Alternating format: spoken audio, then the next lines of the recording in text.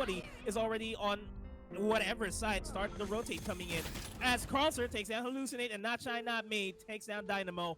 Bodies are gonna fall down, spray downs are happening through smokes. It doesn't matter. Sage goes for the Resurrect. Boptimix knows where the resurrected person is. It's not 3 days yet, but Boptimix is gonna try to go for the kill. The Empress is gonna be committed. There goes the Hunter's Fury. Airboy takes down one with the Stinger. Hunter's Fury not gonna be connecting onto anybody else, but he does manage to zone everybody out. But the spike is still counting down. The Empress, Osh making it one. Of a 107.608, which right now, we're heading right to the top, Alex. Yeah, it looks quick. A couple of lockups on this lap, so clearly pushing very, very hard at the complex, super technical challenge of Shield Builder. I can't believe how much restraint SKT has. Just grab it. As a team, they will do so. SK Telecom T1, your two-time world champions.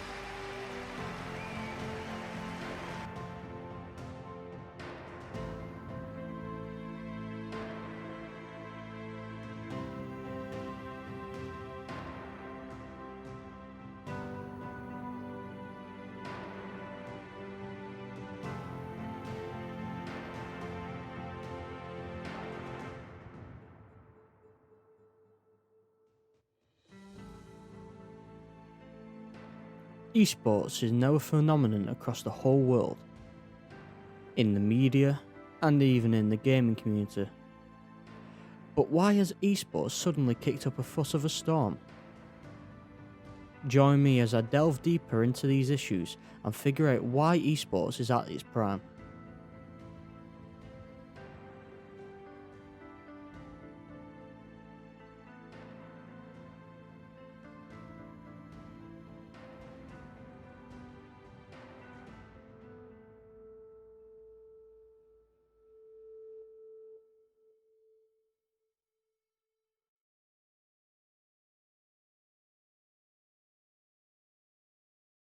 You may be wondering to yourself, what is esports? Well, esports is just a fancy word for electronical sports. This is any game that requires skill and mental endurance during gaming. The best of the best compete to get prize pools and millions, even hundreds of thousands of dollars. This is such a dramatic event, anybody can win, and it's up for grabs at any time. Even the best will struggle, and the mighty shall fall. But why has esports suddenly become popular even more this year? Well, COVID has something to do with this. And therefore, I urge you, at this moment of national emergency, to stay at home, protect our NHS, and save lives. Thank you.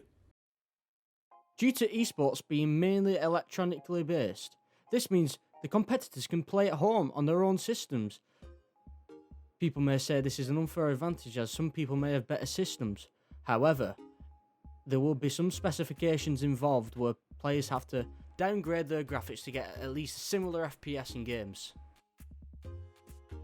But due to everything being online these days, all events could go on with esports, and even famous footballers got involved with some FIFA esports tournaments, including Diego Jota, who won the tournament and was the national team player for Portugal in real life and in FIFA. One of the best people I know is an esport professional. His name is Clam TV.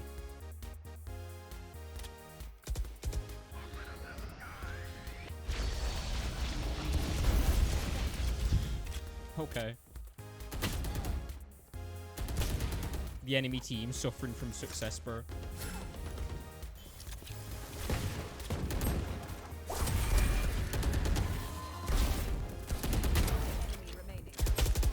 Bro, jeez, that was sick actually. That was really cool. I caught up with him to find out his opinions on esports and why is it suddenly rising again. Just say it's more enjoyable than playing casually because when you I guess when you play casually, the stakes are a lot lower because yeah, you can still play for a level or a rank or an item or all that, but I think when you play competitively, you know you're going against someone who wants the same thing, and you want to prove that you're better than them or you're more able than them. I guess it's like normal sport, but yeah, it's yeah, I'd say I guess my main driving factor is, as weird as it sounds, knowing that you're better than the person you're up against, because it matches you saying that it's a fair matchup. But then you beat them, you prove to yourself that you're better than them, and then you keep doing that until you get better and better and better until it becomes like almost like an obsession. It's weird. I'd say, although it's very like top percent of players who do it, there is a monetary value involved, like turn it into a living, which is, you know, the dream for most people. People just pick up a console, and no one ever really imagines that. And it is a thing that's, you know, like feasible. For example, there was that Dota tournament that had a £10 million prize pool. I don't even know how much.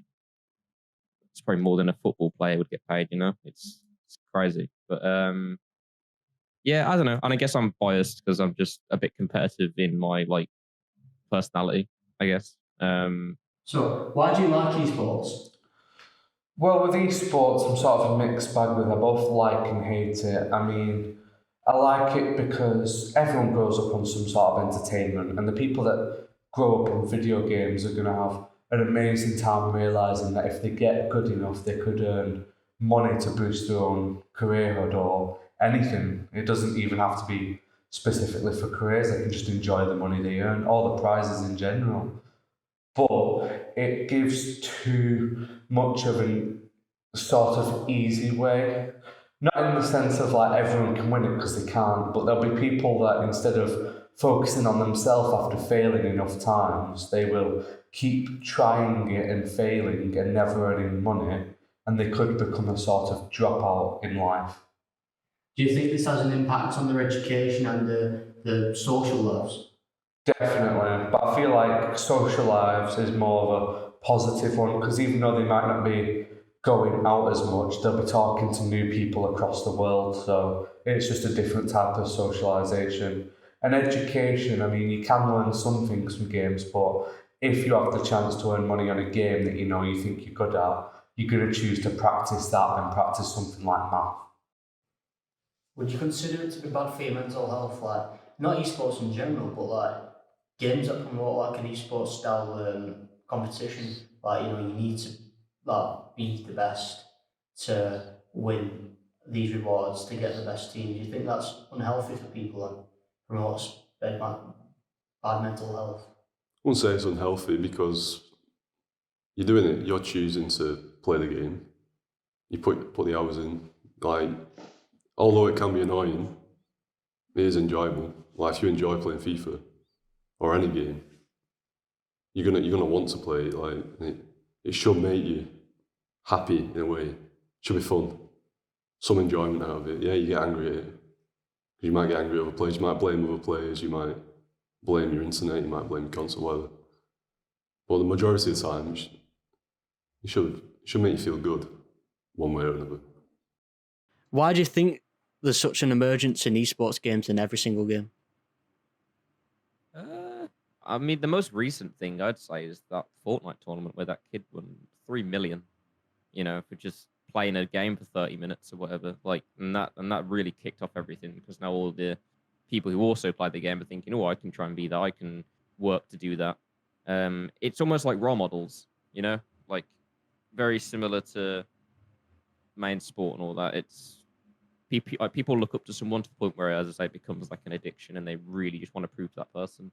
And similar to that, like the way tech has kind of got to the point now where there is no error, you know, you can be that precise. I mean, you do need to buy the equipment, similar to sport, but it's so precise now that the only error is you. So it really allows you to focus on your weaknesses and work on yourself properly, and you know, and I'd say just the like whole gaming industry has just gotten more entertaining. So even if you are playing something casually or competitive, you're still going to have the same fun. But then if you play it competitively, you get that extra, I guess, longevity to it, because you can just keep getting better and better and open new ways to play the game and all that kind of stuff. But yeah, An increase in esports is good for the media and gaming community. So going back to my previous point, I'd say yes, because tech is like people want the best of the best. You know, people need to be the best, and if they see one little thing wrong, like a millisecond is off, you know, they need something that's better than that. Because I think some people do blame tech too much. They don't see that they're the ones at fault sometimes, but at the same time, it is pushing things out, so we are advancing more. I'd say kind of like Paralympics, it allows people who are like not able physically to do things to be able to do them. Like, you know, like there was that I think it was a Twitch streamer. He played in a tournament using only his mouth. It was this huge like machine where he would like do these certain things with his mouth and his eyes, and he could play the game like nearly just like how someone else would play it. So I guess it opens a lot more doors for people. And especially, as I say, with the tech improving and people can now do all these kind of things, I'd say, yeah. And it's a similar environment, you know. There isn't like playing in sport and playing in esport. It's a very similar playing field. Some would say that esport is more intense because there's so many more factors with different games. You have to learn different things and all that kind of stuff. But yeah, I'd say media-wise, there's a lot of traction with like, you know, upcoming players, streamers, ad revenue, all that kind of stuff. They're really prioritizing it at the moment. But at the same time, I think, for example, like the whole gaming causes violence and all that kind of stuff, it kind of strays off in wrong directions. Whereas I think it's just the odd cases and people want something to blame. But yeah, media, it's a really tricky one because it's still very new to everyone. Like the whole esports and it being an actual, people arguing that it's a sport, people not. It's quite confusing even for me. But yeah, I'd say it's in a good position at the moment. But I guess it's allowing both to grow into something that's recognizable now as well. Hence why we're having this conversation, you know.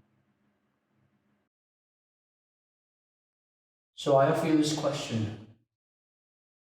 If you could have a dream job, or you could become a professional esports player, doesn't have to be the best one in the world, but you could become one, so you know you're at least earning a standard of living whilst playing games. Would you take the opportunity? I do enjoy playing games, but I won't say I've got enough enjoyment out of them where I could play them every day of my life, all the time. Although it would be, say, in some senses, it would be quite enjoyable. You're getting a good living, good sense. Like, you're bringing something in, not just playing the game, you're actually earning something from it, but games really, I prefer them as like just a pastime. Even though I do spend a lot of time on games, it's when I can, like, when I can spend time on games. Esports is rising and rising, and it's only the top from here. How much further can esports go, and will it stay around for the future? Will it take over mainstream sports?